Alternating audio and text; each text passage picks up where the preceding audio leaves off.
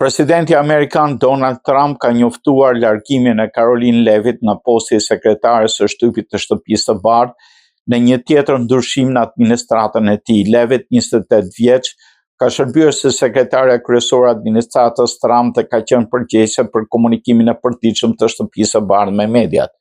Ajo ishte emëruar në këtë post në fillim të mandatit të dytë të Trump, duke u bërë personi më i ri në historinë e Shtetit të Bashkuara që ka mbajtur detyrën e sekretarit të shtypit të Shtëpisë së Bardhë. Largimi i saj vjen pak kohë pas rikthimit në detyrë pas pushimit të lehonisë. Levitt kishte marrë pushim nga prilli deri në korrik, përpara se të rikthehej në podiumin e Shtëpisë së Bardhë në mesin e korrikut. Sipas njoftimit të Trump, Levitt do të qëndrojë në detyrë deri në fund të gushtit, ku pritet të përfundojë zyrtarisht mandati i saj si sekretare e shtypit.